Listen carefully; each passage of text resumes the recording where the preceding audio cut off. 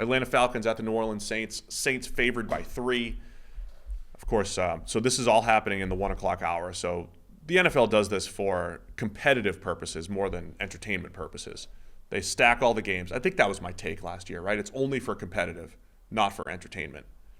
They want to make sure that the teams are, unaware of the games that they're depending on. At least right? Until there's a TV contractual obligation involved, and then you can have one game at the end where everybody knows already. I mean, Bills-Dolphins is perfect. You know that they're playing for something. It's the best game of the week already. Throw it on Sunday night. Saints favored by 3 here. But they need the Bucs to lose against the Panthers at the same time right now. Yeah.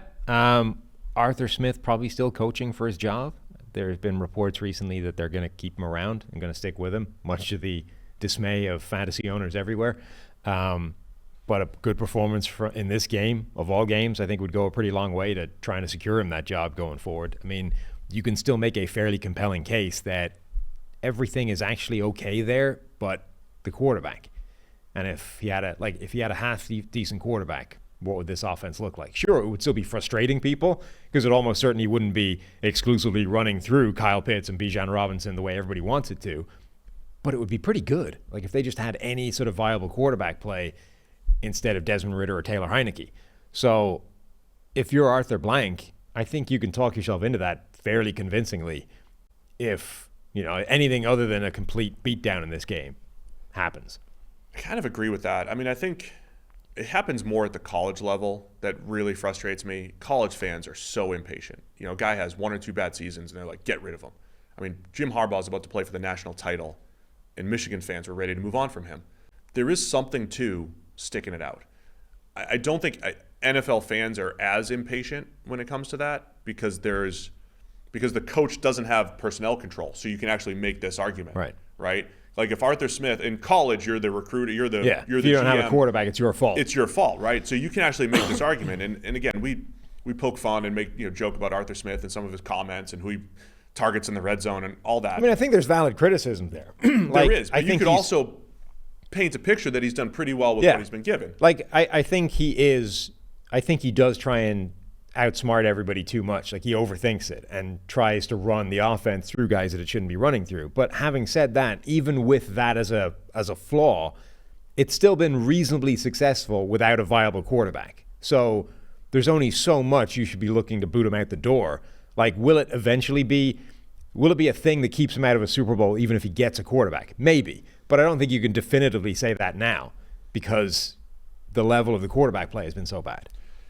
From a Saints perspective, huge win last week against Tampa Bay. And for the 900th time this year, I'm going to say, how do you bottle up how they played?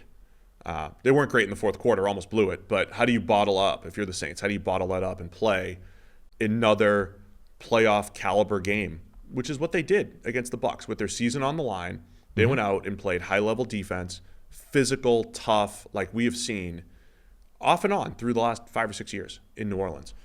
And how do you do that again in Atlanta? Season's on the line here. New Orleans needs a win plus a Tampa Bay loss to win the South. They could also get into the playoffs, though, if they win and Seattle loses to Arizona. But you certainly don't want to have to rely on that. Either way, you got to take care of business first and foremost. I still think the Saints sitting on all that potential all year. Carr is a fine enough quarterback. They've added Taysom Hill into the equation. I mean, it should be a difficult offense to defend with their pass catchers, with Taysom Hill, with Juwan Johnson working in the middle of the field like he did last week.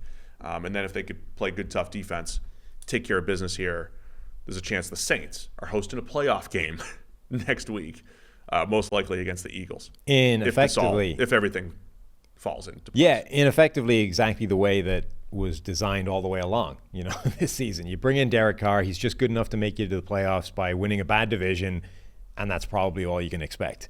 They're on the outside looking in right now, but it's definitely possible that they could be on the inside. And actually, in the second half of the season, Derek Carr has been an awful lot better, even battling through all these injuries. And it's actually, Derek Carr takes a lot of crap because he is a quarterback with a fairly defined ceiling, I think. But there's a lot to praise him for. Like, he has battled through 2 or 3 injuries this year that I think should have shut him down for periods of time and didn't. You had the absolute disaster with the Raiders when John Gruden and Henry Ruggs and all those kinds of things. Like, his leadership performance during that time was pretty impressive as well. So there's a lot of reasons Derek Carr should get praise and probably doesn't, because he's always a quarterback you're looking to move on from. But 4 out of the last 5 weeks, he's had PFF grades firmly in the dark green, not just above average, but good. Only has 2 turnover-worthy plays in that period of time. Derek Carr's been playing the kind of football in the second half of the season that should get them to the playoffs. It's just he might have already dug too deep a hole for that to happen. And you know where it's landed. I think the grading tells a good story. I used the mid-tier quarterback, not mid-tier quarterbacks. They have their highs, they have their lows, and it often evens out at the end of the season. Last year, Carr had the lowest grade of his career since his rookie season. And then early in this year, he looked like he was on pace for another grade in the 60s. But he's right now at 76.5. He's had other career season grades 77, 79, 73, a 76. He's had those at various points in his career. That's usually where he lands, in the high 70s. Right. We're mid to high 70s, maybe a low 80s grade. That is the expectation. And again, in New Orleans with this team, it should be good enough. Should have been good enough this year, even though the ebbs and flows were not great. I haven't run the numbers, but just eyeballing it, he's looking like he's going to end up with a grade that pretty much sits right bang average in his Las Vegas annual grading. Like, that range from and you can get an 84 like you did in 2020. You can get an 86 like you get or an 85 in 2016. That ranged from like 66 to 85, but I think it probably shakes out to like a high 70s overall on average, and that's where he's ending up now. All right, man. All that said, Saints playing for their playoff lives, favored by 3 against the Falcons. Yeah, but I do think it matters to both teams. So I don't think this is one where just because the Saints need it, they're going to have the success. I think Atlanta wants this game as well. I will go with the Saints, but I don't love it. I don't love any Saints pick. Well, that too. I'm going to pick Atlanta only because of that. Arthur Smith stan. I see. Arthur Smith stan. No, I'm going to pick Atlanta because every time New Orleans convinces me that they've turned it around,